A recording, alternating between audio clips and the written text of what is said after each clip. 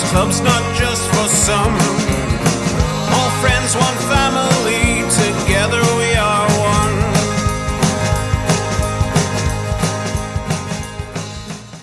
Hello. Hello. Yeah, that's it. That's how we start. Yeah. Harps TV Weekly, So far. still weekly, episode 4. Yeah. A really big week for the club, I suppose.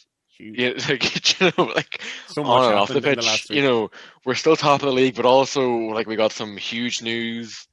Like there's just a really, really positive start, scarily positive in a lot of ways. Like I don't really know what to do with all the optimism.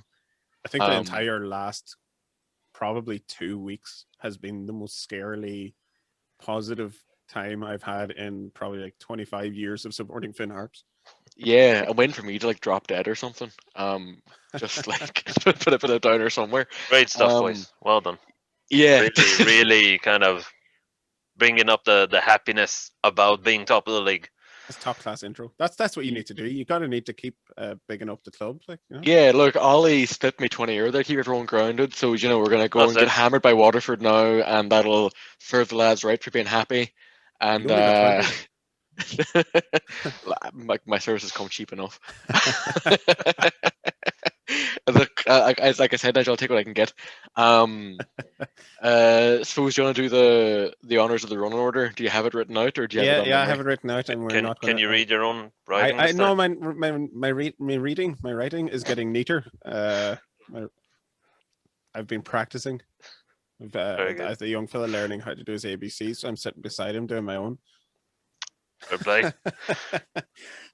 Right, this week. We missed it last week because we had a pretty action-packed show. So we have an action-packed show again this week. And it's starting off with a goal of the month from March. I wonder who's going to get it.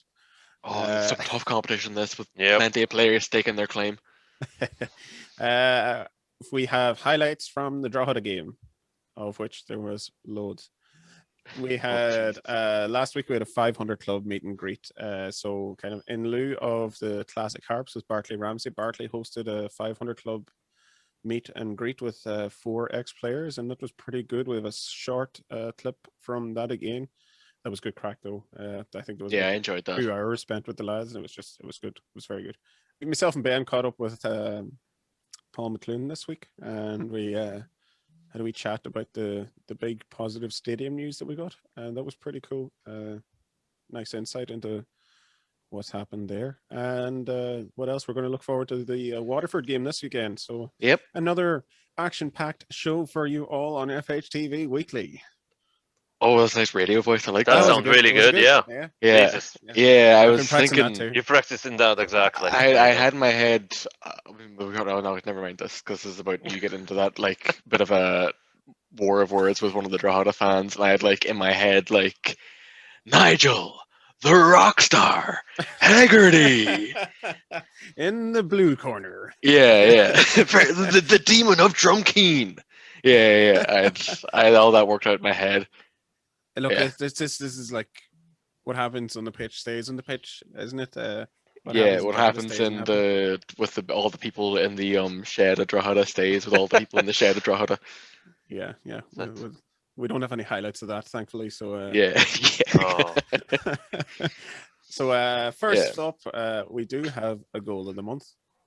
Yeah. And that is to be chosen by our viewers, I believe.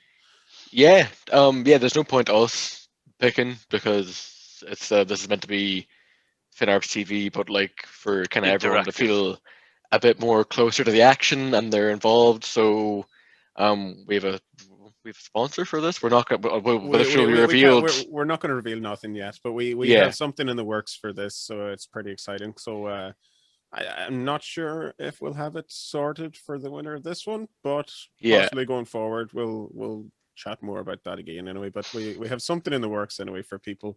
What you have to do is basically leave a comment and tell us who your favorite goal was and why it was your favorite goal. And this is really good. Okay. Because he kicked the ball good. Yeah. So we go in option A, B, or C. I think whoever or 1, 2, 3. I don't know. I think who. Well, it's I suppose the best goal is going to be chosen by the most amount of votes, and then the winner of, I don't know. Are we going to do a winner? Well, we have to do a winner. No, but a people winner as well as a. A people winner. I guess actually, that's give the best reason. Yeah. You know what? Actually, yeah, and it can be a good thought out reason, or it can be like objectively funny. I would probably ask that you keep your reason maybe PG-13. Because we have to read it out again. Yes, because it'll have to feature on the show. But yeah, actually, that's a good idea. So it means that maybe if we do eventually end up with a sponsor, that there might be something in it for people that vote. Yeah, I like how we should discuss these things before we come on early. I was gonna say I love how well thought this is, and how much kind of thought we've put into things before we go and record them. This is like every interview we do, Ben. You're the only one that does your research. I turn up and ask questions that come into my head. More often than not, they don't make any sense. So yeah, I think the advantage of this is that then if we did it off air, we'd like him and Ha and be like, oh, we could do this and we could do that. Whereas now we just have to kind of decide if people are going to get bored. Yeah, well, the decision has been made for you now. So yep, there you go. Mm-hmm. Leave us a nice comment on the goal of the month, and if we like it, then you're going to get something from somewhere, hopefully, maybe. Anyway, we'll see. Goal of the month, roll it. There you go.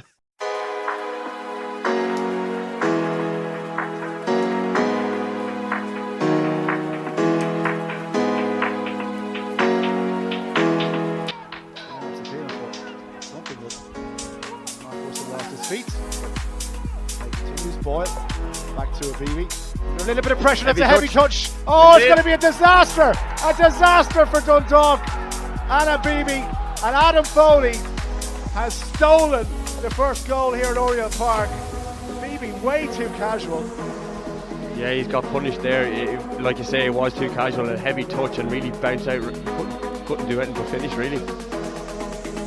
Well, we were singing his praises after the couple of saves he made against Sligo the show against the second half, Gary, but I mean that was just way too casual, and his hands one in, just about cleared.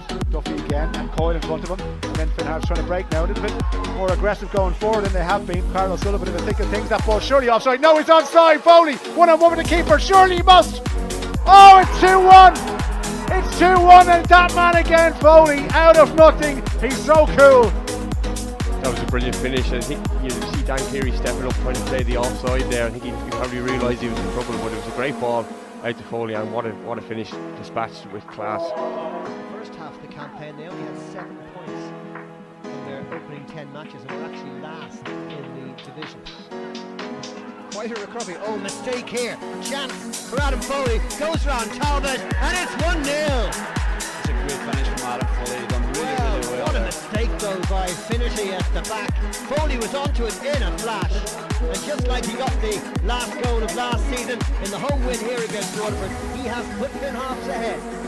It's Finn Harps 1, Bohemians 0. Yeah, and Adam's continued on from where he was last season. You know, he spent the last. Jeez, there was some one to choose from. Oh, I swore, right? You have to cut that. Yeah, there was plenty of goals there to choose from.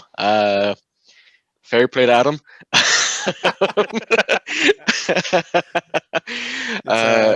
Good man doing the goals.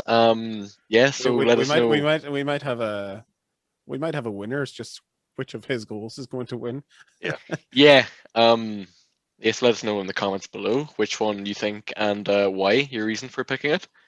Why your reason for picking it? I think that's going to be a weird one to explain, but okay. Oh, it's going to be fun. No, it's going to be fun. Okay. You can just say like, the others were awful lucky. Like. Good. Okay, you can hear how shit that sounds. The most witty answer we're going to decide is. Or if it's well thought out, like because if someone says it was actually a fantastic team goal and it happened at a good time, as opposed to someone being like, "Geez, that was good, wasn't it?" All right, you can vote for them ones then, Ben. I don't know, like. Yeah, look, people can make of it what they want.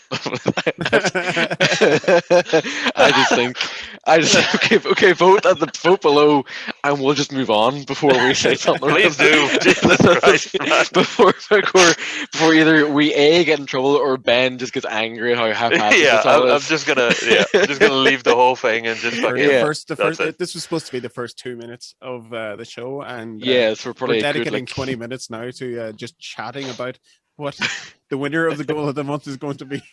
And how and so on. Yeah. Next up, we have highlights from Drogheda. Yes. And, let's just get into it before we. Roll the clip. Roll the clip because we're only going to end up in a big long discussion. Ethan Boyle winding up, heading towards Sadiki. Making ball worked away by O'Reilly, back in by O'Sullivan, who caught it well, but over the crossbar. Yeah, decent strike, Carl O'Sullivan, why not have a pop early? I think it fell nicely for him, and decent strike. The hope is maybe he can get back to that form that he showed when he came back to Ireland, back to Galway. Ball slipped through, it's Mark Doyle, it's in!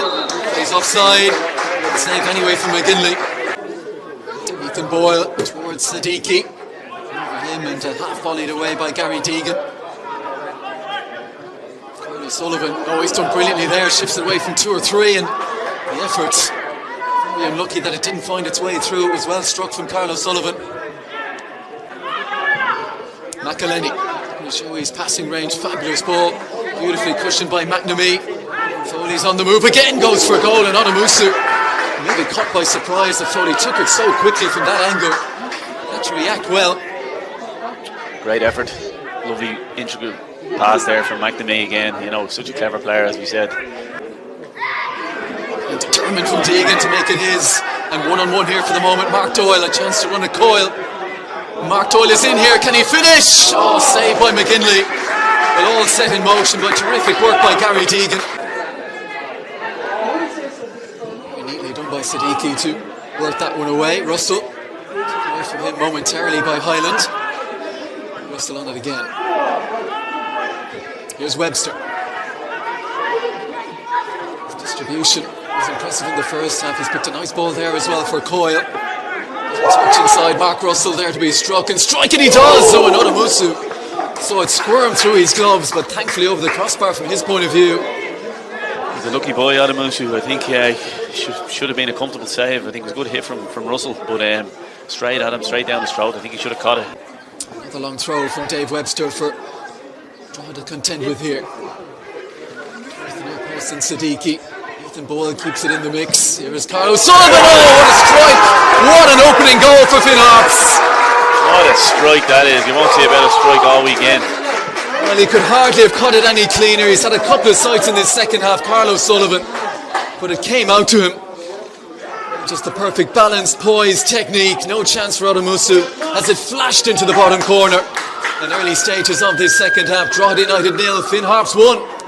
Yeah, Carl O'Sullivan, I mentioned him there after the break, and I think he's looked sharp all evening. I think he hit one in the first half over the bar, and that one he absolutely pinged. And keeper, no chance. What a strike. 3 pats. Didn't feature too much last season though, just 4 starts, 10 times off the bench. Steve O'Donnell.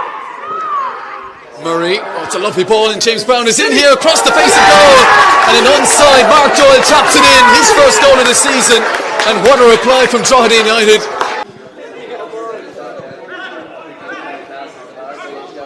James throw. Trying to do something with it. So to bring Harps out, there's a nice ball into the channel for Adam Foley. Striding it, off he goes here, Adam Foley. Might have to do it on his own, might fancy doing it on his own. Gets the shot away. No trouble in the end to David Onamusu, but so positive from Adam Foley. Excellent from Foley. 3 bodies around, 3 defenders around him, still somehow jinked his way through and got a shot away. It was an excellent play. In very difficult circumstances, and spoke glowingly as well, Sean Boyd, about Stephen Bradley. He was his former boss at Shamrock Rovers, but he was no longer a Rovers player at that point. Offered Sean Boyd the chance to do his rehab with Rovers. That's a late one on McNamee. Boyd into the action. Referee's going to bring that one back. I just wonder if a card might come out for this. I think we'll definitely see a card for this one, Des. It was definitely high. Rash tackle.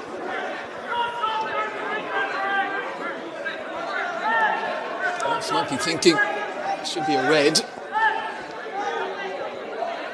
think it's an orange. Yeah, it's a yellow plus. I think there'll be game management now from Finn Harps. They'll obviously try and nick a goal, but they certainly won't be going gung-ho looking for a winner. I think they'll be happy with what they have at the moment. Webster trying to draw Dinny Corcoran away from where that ball is headed. He's landed first to react. They're looking for a penalty. Mustafa Sadiqi adamant that he was hauled to the ground there. I think he might have a shout there. There's 2 hands were on his back, and I think he got pulled over, but referee didn't deem it so. The bench are urging their players forward to try and find a dramatic late winner, as they did here on the opening day against Waterford. Dinny Corcoran sets it there for Markey. Boyle tenacious, but outnumbered. Dane Massey arriving on the scene. McElhenney, it's broken off him. Here's Brown. Going the long way around here, James Brown. Squares it across. Oh! Almost a case of history repeating itself. This time it was Dinny Corcoran arriving at the back. Tough game, that. Yeah, that was a bit of a battle. You know, people probably watching it got a bit chippy towards the end. There were definitely 2 teams that were in for a kind of fight and I guess wanted to win the game. You know, they both sensed it was probably there for the taking. I think in fairness to Drogheda, once they scored their equaliser, they probably had the most of the play. I think they settled better. I don't think we ever really settled in the game, and I think that maybe showed then in the last 20 odd minutes or so. But despite us not settling, I think we could easily have won the game on another night, or if the referee had not made a complete hymns. You had to go there, didn't you? Let's not be objective here. Yeah, you had to go there. The referee made a mess of that game. Yeah, look, like if you look, even I think for both sides there were maybe questionable calls, but also like there are a couple of ones where you can see photos of like some lad trying to get in underneath Cost's shirt, or like Ethan Boyle. We can put these on screen if we want. Credit Claire McHugh. That's credit Claire McHugh and Dane Massey as Ethan Boyle in like a bear hug. You see that like when a soldier comes home from like Afghanistan and sees his kids. Jesus Christ! You're gonna have to cut this. This is all very. In the talk about the draw, we shouldn't get lost that Carl scored a great goal. Like, you know, we should. That maybe been the loss that we didn't win the game, but what a ping that was. Yeah. He couldn't have caught that any more sweetly. Yeah. Just sail bottom corner, like right nestled in the bottom of the corner. Even the behind the goal camera caught it so well. I was just gonna say my only annoyance with that goal is that he wasn't standing like a yard to his right. No, it was nothing to do with the camera placement. It was the fact that he wasn't standing an extra yard to the right, and I would have caught that really nice. Yeah, but in fairness to him, Claire does have him well trained that he ran right to where she was sat taking photos. That's it. And she got some great snaps of the celebration and stuff. But yeah, all in all, look, unbeaten run keeps going, still top league. Those are the games that you want to at least get a draw from. You know, the teams that are predicted to be in and around us, you know, come the season ends, you know, they're going to be a tough out for anyone. Like Ben already said, very narrow pitch makes, you know, teams will struggle to play there. That's the way it's set up to be. And look, we move on now to Waterford. And on to for not dwelling on it, we're still dwelling on it. The Bartley, there's that. The Bartley corner. The Bartley corner. Yeah, that's a good one. I liked my classic Harps, but I like the Bartley corner. We might change that. Well, just because it's classic Harps, but happened, you know, I guess it's still classic Harps. But these lads won't like to be referred to as classic Harps. Classic, now, maybe. Yeah. Bartley hosted on behalf of the 500 Club a meet and greet last week with 4 former Harps lads. We had Declan Boyle, we had Shane Bradley, we had James Gallagher and Kevin McHugh. They would love to be referred to as classic Harps by now. We should probably emphasize that this was a 500 Club event open to all 500 Club members, because unfortunately with the current situation we can't, you know, host something in Ballyfair or up in Donegal, so, you know, we kind of had to resume, but it was great. It was a good night's crack. It's also a great opportunity because, you know, when really you're going to get the chance to sit and chat with, you know, these kind of Harps legends, you know. But look, as you say, the 500 Club has been so crucial to the club now since it restarted again under Trevor Gordon's wing, and to get these little events 400 or 500 club members is class. It's as you say, it was great crack, but it was just, it felt nice to be, involved in, a Harps crowd again. Yeah, there was a definitely. good crowd of people turned up to it. There's a good number of people within the 500 club now as well, and it's growing from day to day, strength to strength. And Trevor's putting in a huge shift there, and it's class to see it. So as I said, there was I think this meeting went on for about 2 hours last week. About 2 hours or so, yeah. And it could have went on for another 2 hours easy again, only you just kind of had to cut it. Like, people had lives to get back to. Yeah, it was like it went on to like 10 o'clock in the evening, and people, have stuff to be at. It must be nice for some. But yeah. Yeah, no, we had, I took, Aidan McNeil was kind enough to get a recording of the entire Zoom event. And he sent it on to me, and I took a short clip of what happened, and this is it. Second prize for €100 was number 66. It's great to see so many people on the Zoom. I was talking to Trevor earlier on today, and I said, have you got many actually coming on? So it is well worthwhile, I think, to do these things. I've done a number of Zoom calls with past players and stuff like that, in particular for Harps TV. So to actually have 4 boys on the one chat is a bit daunting for me, shall I say, to the least. I suppose I can talk about my own experience, and sometimes you're chatting to kids. When I was involved, obviously the under 17s, and you're giving them advice and you're telling them what you think they should be doing. But that's would be my ethos when I was coaching the kids, to try to get them down to the one pathway, to get the best out of themselves. It's kind of like doing 2 jobs out in the public. You're doing 2 jobs. You're never going to master one of them because you're doing 2 jobs. You're never going to get to a certain level because you're divided, and it just doesn't work. While still playing soccer, with Drogheda United and Fanad United, and your background would have been more GAA as well, wouldn't it? Yeah, that's right. I suppose I would have played no underage football, the same as Kevin there. I suppose it's funny, the 4 people you have on, 2 was in Celtic and 2 was playing junior football in Donegal. So I suppose as a young fella selling programs outside the Fun Park with Tony Brogan, I don't know if he's on here. Once I got the chance to go up to Fun Harps, that was the Gaelic finish, really. Kevin, if I can just bring you back in again, you scored an awful lot of goals in your career. I think last count you had 186 for Finn Harps. Which goal for you would have stood out most of all? I'll answer that one. Go on. I'm only joking. What's one's that? We'll come back to your goals in a minute. No, not mine. I'm talking about. I was probably in the Brandywell, I would say. Yeah.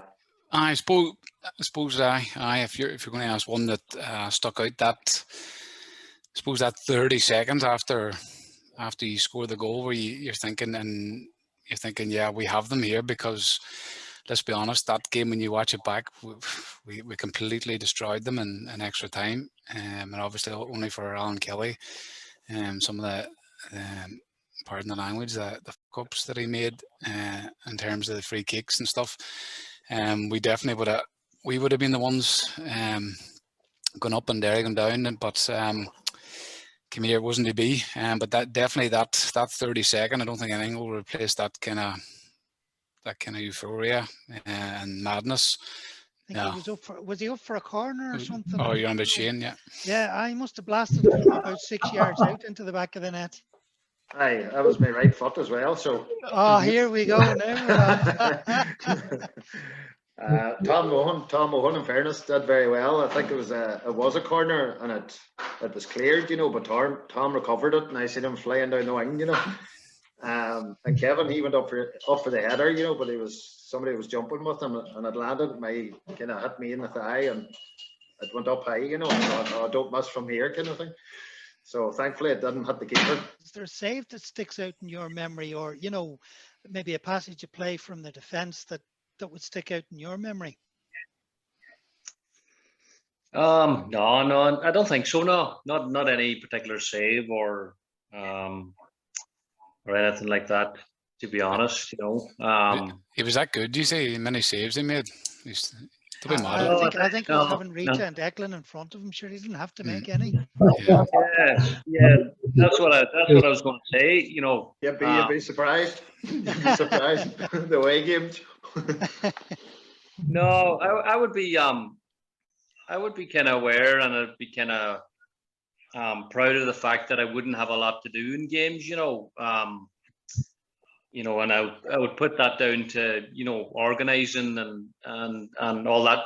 Basically stopping it and breaking it down before it even gets to the point where I would have something to do. And the game would start, and next thing the game would be over, and you'd kind of be kicking yourself maybe that you didn't really enjoy it a wee bit more, in terms of maybe have a wee look around and listen to the crowd and listen to what they're saying. But I always found you were that 100% focused and concentrating on the game.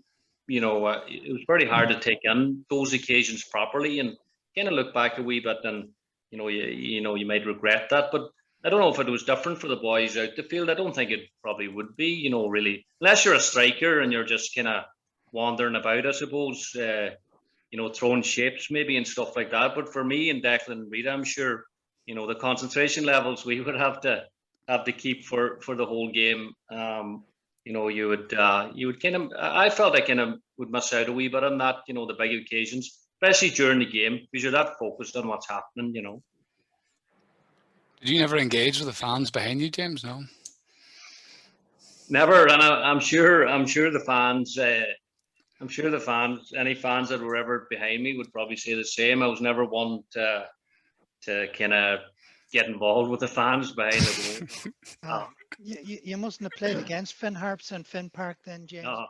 So that's the four lads, and thanks to Bartley and Trevor and Aidan for facilitating that for us.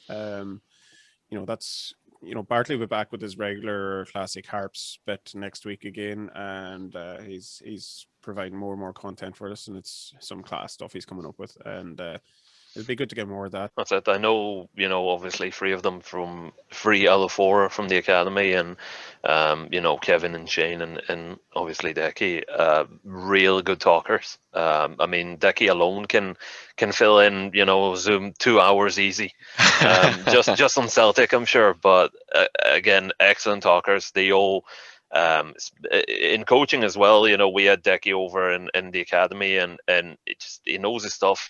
500 Club, if you want to get involved in these things, is very simple. There'll be more of these meet and greet things, and hopefully then as COVID disappears into the abyss in the near future, very, very, very hopefully, you can join up to these things. We'll have more of these in-person meet and greets and stuff as well.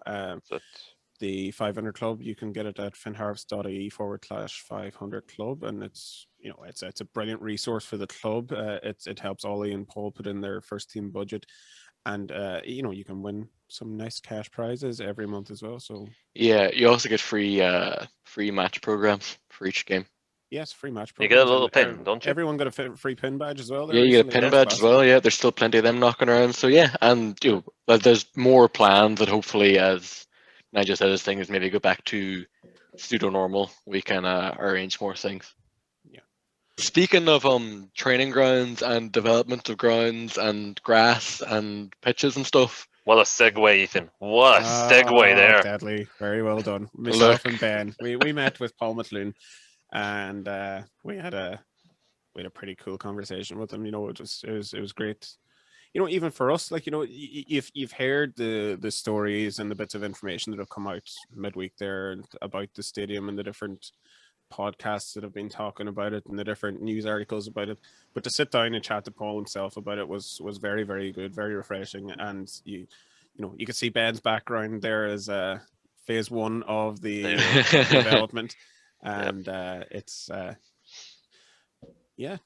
suppose we'll let Paul do the talking instead of me rambling on here. Also trying to give our pseudo-informed opinions on it. Just let the man himself. Just let the man himself talk about it. So we have the big announcement there last week. I suppose from a personal point of view, you must be delighted to see that finally over the line. Well, delighted isn't the word, but I'm a director on the board, but there was other people working extremely hard for many years. Patsy Lafferty, two Alexes here from Ballybofester and Orler, Alex Harkin, Alex Brady, and John Meenan. So they were actually the long-term project team. They've been at it, I'm sure, 12 years at this stage. But I joined about 3 years ago because I had a history working in the public service. I worked in tourism and in the health sector, and I used to get up the noses of a lot of grant agencies. So I think I spoke at a meeting in the Butt Hall one night about 3 years ago. My son asked me to come down to it, and I just made some comments about maybe there's other ways of getting that. So I was invited the following day, I think, to join the board. So I did that. So it's been a pleasure because I was actually working in Dublin in the early 70s. I was at the 74 FAI Cup final. So I've been a Harps man all my life. So this last 3 years has been a work of pleasure for me. It came with a lot of, hard work, a lot of toil, a lot of setbacks. But we got there in the end with this stage of it. And the funding announced last week by the government is provisional funding, and I'll explain that to you in a moment. But it is the kickstart stage 1, which is the main stand, the pitch itself, the floodlights, all the surrounding areas with car parking and that. So it's a very good start, but we have ambitions for Finn Harps to do something much more substantial, and that includes the retention of Finn Park for ladies football and the academy, the acquirement by lease of at least another 2 training pitches here in Stranorlar, and of course the main stadium itself. And how important is the role of the likes of Donegal County Council going forward in this project? Well, Donegal County Council have been critical. The land that we're overlooking at the moment is on lease from Donegal County Council. So Donegal County Council are the landlord of this stadium. They are also going to be the landlord of any training pitches we acquire. And the vision of the council with regard to turning this area into a sports hub is critical. And when you're talking to government, and the critical issue in the allocation last week was not just the money that was mentioned, it was the commitment by both ministers. Minister Catherine Martin, as the senior minister, in her statement said that she recognises the need of the government to support soccer in County Donegal. And Jack Chambers, in his statement, said that they recognise in government that the League of Ireland needs huge investment. So the proposal by Finn Harps ticks all those boxes because it's not accidentally being called the Donegal Community Stadium. It is for the community of Donegal, and I think that has been recognised by Minister Martin's statement, and it certainly fits in with the strategy of the council. So I think what Finn Harps are doing is showing leadership on behalf of soccer in the county, and it's near time that we did step up to that plate. So the model is beginning to maybe appear accidentally in some cases, but I think Harps are showing great leadership. But what we need now is the fans' involvement in it, and it is critical because there is a lot more money will be required, of course, to do this. So it's near time that we engage much closer with the fans, because there's going to have to be fundraising. There's going to have to ideas like my passion would be for standing behind both goals. It's you look at me and that I might be of a different vintage, and some people like to sit down, but I just think we need to get the stadium right. We need to get good atmosphere in it, but stage 1 is only the first stand. But if we go at this with all the agencies working together with the community in Donegal and the fans driving it forward, we could maybe complete the stadium in one go. And I think that's distinctly possible. Yeah, well, I'm not trying to keep you too long here. It's starting to rain, but you touched on it there. It's almost a 4 million of a grant. Can you kind of tell us a little bit more about what exactly that sort of money will achieve for us? Well, to do the complete stage 1, it would take 5.5 million, or will take 5.5 million. There is a method of completing the stadium which we have costed. That'll be the other 3 sides, for want of a better word, a stand at the far side, and either covered or maybe not covered terracing at both ends, or with seats. It's actually not a big difference in price, but another 1.5 million could complete that. So for 8 million, you'd have the complete complex. You'd also have the training pitches finished. And we have applied under 2021 fund actually for a new surface for the current Finn Park, together with upgrading of floodlights. And finally now, before we get soaked here, Is there any estimated time frame of when we're looking at builders back on site? Well, the builders back on site depends actually. When I mentioned to you earlier that it's a provisional allocation by the government, there's going to be paperwork involved with the department, and what you have to do there is you have to prove where you're getting the other monies from. So we'll have to have a commitment and evidence of how's that done. You write back to them, and then they give you the allocation. So when they give the final allocation, that's when you start setting dates for commencement. But I've certainly, no matter when it commences, it will be finished in 2023, and we'll be playing there on the 2024 season, not before that. And I think, talking to different construction people, this is absolutely, definitely achievable. And as far as I'm concerned, it will be done, and Harps will play their first match there, possibly as league champions in 2024. Yeah, that was great. Obviously, it's fantastic news, but also great to hear from Paul, because like he said, he's been, chasing this the last kind of few years. And even I remember the first time I met him was at the Soccer Writers Awards last year, and that was the day after a pile of grants had been announced. It was like this the start of January, and we'd been left off the list. Yeah. And he was like a red rag to a bull. I'm glad that no one was, no one was had their ear kind of burnt off them, we'll say, that evening, because he was just so frustrated and so eager to kind of get this started again, So it's fantastic. We've kind of got some light at the end of the tunnel. Yeah. Well, obviously that's just a short extract. We've watched the full interview. The full interview will be up on the socials one of these days, whenever. Recommend you to. It's actually a good listen and a good watch, because it's a great watch. It's a lot of information, and he goes into kind of the whole vision of it and what what's going to end up as and all that. It's really good. It's kind of a pathway for where the stadium's going to go. Well, look, it's hugely ambitious plans for the club. Definitely. Yeah. He says it in several interviews that I've seen with him this week, that Finn Harps are putting the blueprint forward now that the rest of the League of Ireland should be following as well. Yeah. That it's not just a stadium we're building; it's a complex. It is a community hub for sport. Yeah, the fact that we are going to have, as he puts it, up to 16 teams or something in the next couple of years. You can't just put that all on one pitch. That's exactly. The fact that we're talking about retaining Finn Park is massive for the club as well. Yeah. The fact that we're going to have training pitches next door to the stadium, that we're going to have, even if it's needed, Finn Valley Centre is directly next door. Like, you could kick a ball off the stadium and land it on the pitch in Finn Valley. It's everything's so connected there. It's fantastic, not only for Finn Harps, but for the entire Northwest and for the Twin Towns itself. That's, it's an area that a lot of people have felt has been kind of neglected by the whole boom in the last 20 or 30 years as well. To see something like this here will be a massive boost. It'll be massive for the whole kind of sports scene, rather, in around there. It'll be well, look, massive. As I said, you have Finn Harps there. You have your primary football team. Balfay United's a stone's throw up the road. Capri Rovers is a stone's throw up the road. You have, Finn Valley AC's next door. Is probably one of the finest athletics facilities in the country. You have McHugh Park across the road as well, the Donegal GA headquarters. Like, there's something there for everyone as well. It's brilliant to see, the vision that Paul has for it. I'm delighted for him after 3 years of hard work since he came on board as well. It's I'd say he's had some tough days as well dealing with this, especially as Ethan says, since the original grants allocations come out last January and we were left off that list. And as I think to take. We've all said, for the last 10 years we've been waiting on this stadium, and I think it's one thing to note that Paul mentioned in his interview is that 5 years ago we wouldn't have had the same complex as what we're getting now.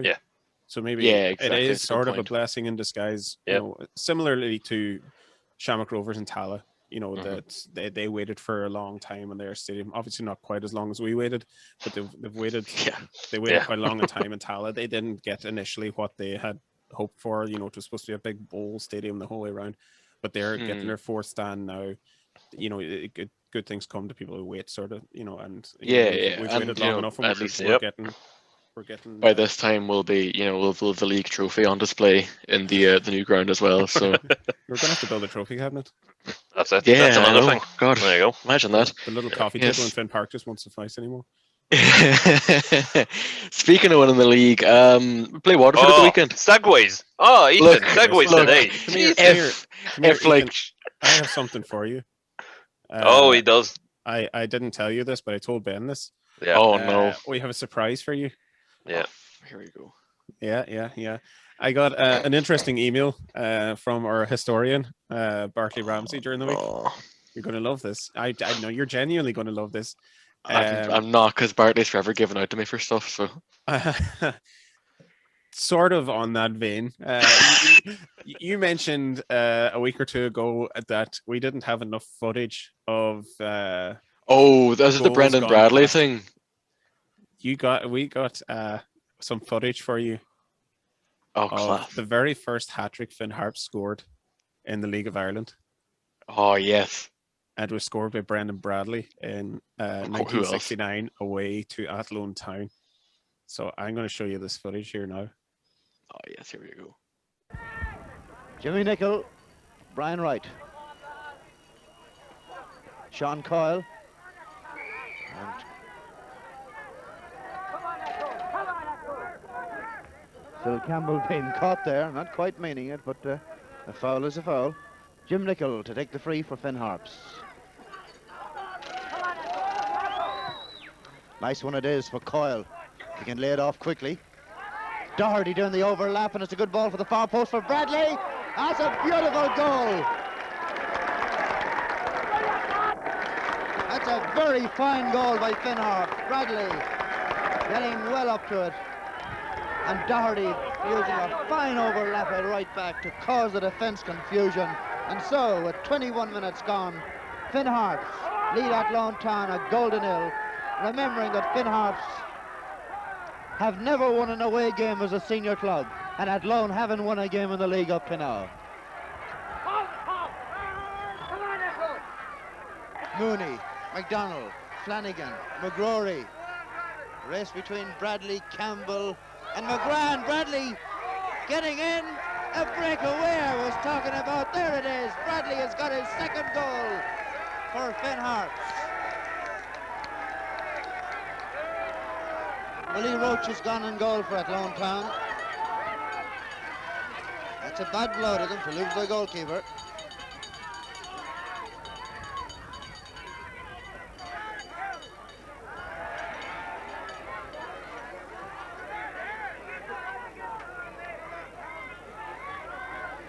And rather amazingly, they're playing on with just 10. But now Byrne has appeared on the field. Willie Roach is back in the goal. Willie has been in the wars a bit today too. A couple of injuries.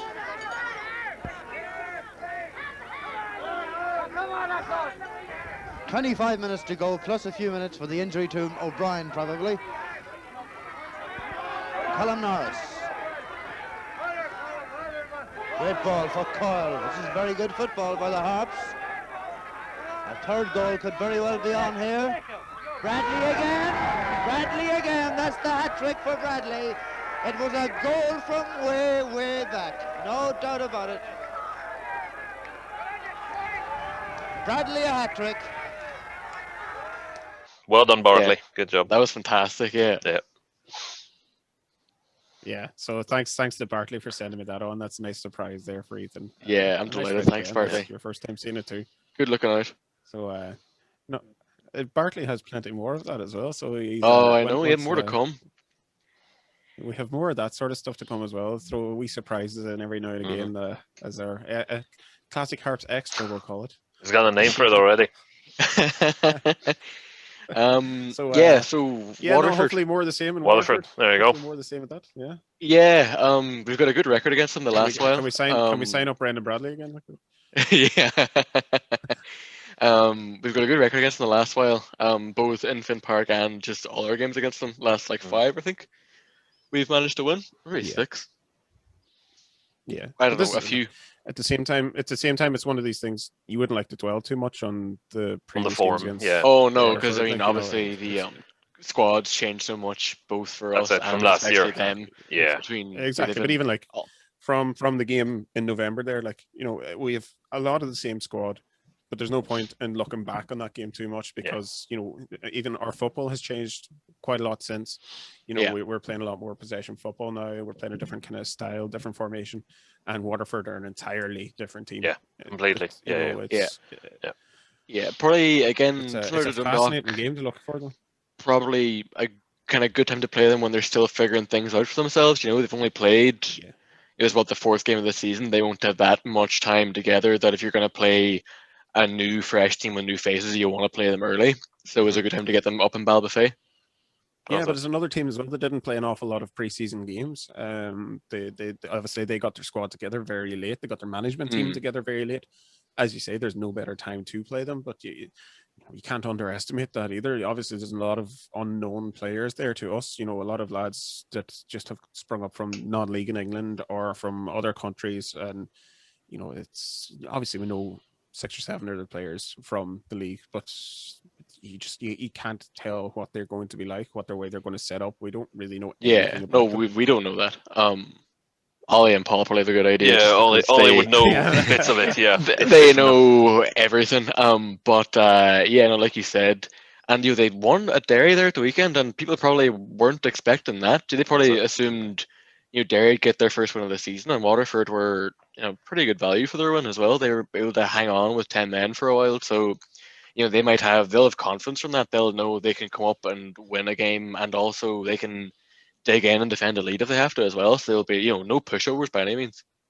I believe there were 10 men as well at the end there. Yeah, that's right. Yeah, but it's another one of those ones, like as we say it repeatedly. There's no easy games in this league, and it's definitely again. There is no easy game here. That like for all the unknown players, that they're in this division for a reason. That obviously they've been signed because the management team have saw something in them, and obviously now they beat Derry, so there is something about them. Like you can't. It'll be an interesting one, and it'll be a tough one. That's for sure. I mean, as Nigel said, there are no easy games, and the whole point of the unknown would play a big one for us. We'll have to wait and see what we come up against on the day, and how they play, how we play, and so on. The big thing for us is we kind of bounce back from that draw game as well. Obviously that's a big one. But it kind of felt like a loss after the game as well. And it's about how we bounce back from that now, how we regain the form again, and it'll be big for the players to get back into Finn Park again. The pitch is looking great in Finn Park. Hopefully we'll have a bit of sunshine, and it'll be a nice, for the lads to have a home game again, because we've only had one so far, as 2 in our first 6 games are at home. So, they need to get settled in Finn Park again and get used to playing back there again. And like Shane McElhinney said after the game on Saturday, that they want to look to make it, something of a kind of fortress, and make sure they have a strong home record again this season, which maybe they didn't have for periods of last season. Yeah. So, look, hopefully we'll be back here next week talking about another win and still be on top of the league. Yeah. Here's open. So for that, as I said, we'll go back over goal of the month. Leave us your comments, etc. And anything else, leave us more feedback. We've been enjoying some of the feedback we've been getting. It's nice to get some comments and some bits of appreciation. And Oisin McLaughlin will notice that I don't have a background on tonight, because he said it was cutting off my head from time to time. So I have one of my flags hung again. I do. Tough. I'll send you a flag. You keep doing your ATS stuff. No, look, these little bits of feedback are very welcome. We do like to get little bits of comments, and I mean, at the end of the day, it's kind of for people. So if we know what you want to see and what you want us to talk about and so on, would probably help us make it better. Yeah, definitely. Because we're enjoying doing it, and we're glad that you enjoy it. So look at that. Enjoy doing it, Ethan. Enjoy doing it. And Ethan yawns. Exactly. I'll enjoy it more from next week. Anyway, right. I'm going to make dinner. That's another episode, and thanks for tuning in. And up a Harps. Up the Harps. Good luck.